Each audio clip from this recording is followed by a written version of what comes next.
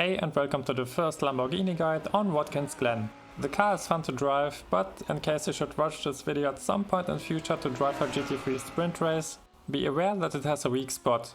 It lacks downforce on the rear, which leads to a loss of traction if you are too aggressive on the entry of fast turns. The worst case can look like this. Especially if you are used to cars like the AMG, it can take some time until you get used to this one. Now let's take a look at the lap.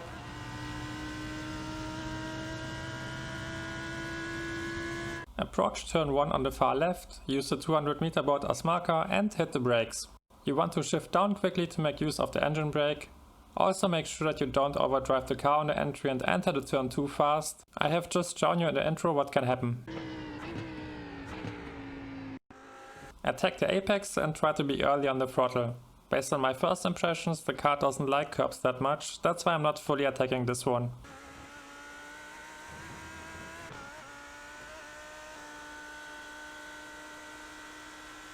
We are approaching the bus stop and the next braking zone offers the only opportunity where you can attempt an attack without needing a mistake of your opponent. You can try to make a move on the inside. It's not the easiest spot for overtakes, but as said, it might be your only chance.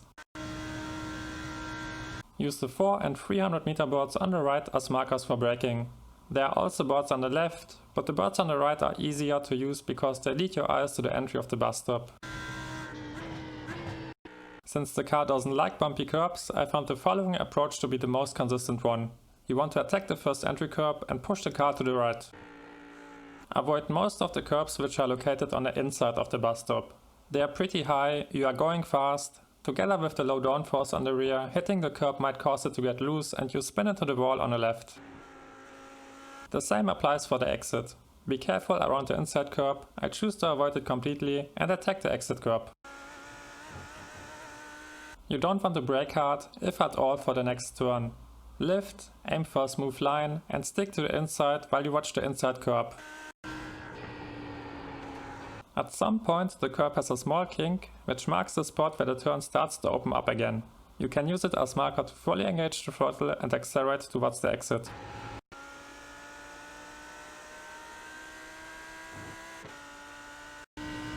Right now it's hidden behind the shadow, but there's also a switch between two track surfaces which you can use as marker for braking. You can also notice that I'm turning in towards the apex before I hit the brakes. That's because you don't want to end up on the outside here when you turn in. Being on the inside allows you to trail brake deep into the turn and getting a clean exit.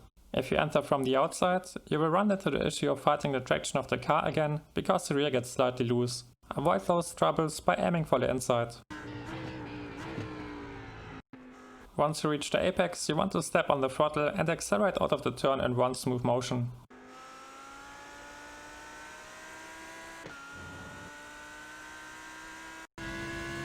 I'm staying in 4th gear here because shifting into 5th doesn't net you any benefits. In most cases you won't max the 4th gear out, and being 1 gear higher up only makes the next braking zone more difficult. Use the boards on the left as marker and hit the brakes. This turn is special and takes some practice. It goes uphill and you have to realize that you can trust the gradient and don't need to brake a lot. I'm still trail braking on my way into the turn, but I reduce the brake pressure when I enter the hill, and as you can see, at this point it's almost nothing. Develop a feeling for your momentum and don't be too aggressive on the brakes around here. Avoid the curb on the inside, those steep curbs will throw your rear around, which you want to avoid at all costs.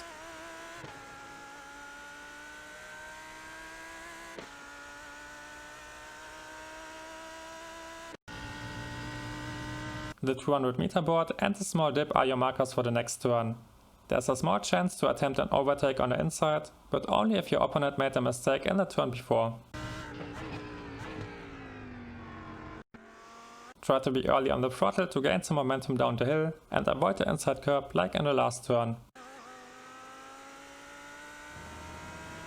Swing to the outside and hit the brakes when you are about halfway up the hill.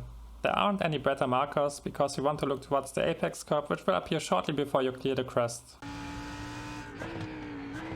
Turn in from the far right because crossing the crest diagonally allows you to clear it with more speed than if you were driving straight over it.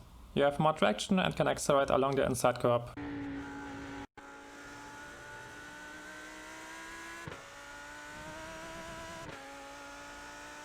and And we are heading into the last turns.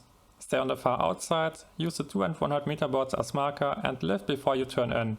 You might want to give the brakes a soft touch to hit a perfect apex speed. It's important that you are smooth with all your inputs to carry as much momentum as possible into the next turn.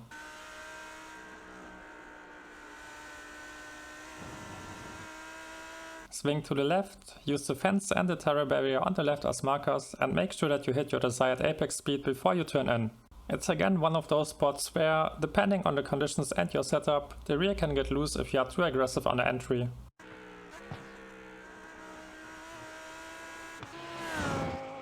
That's the guide. I hope you learned something new. Don't forget to leave a like and drop a comment. The cockpit lab will come up next.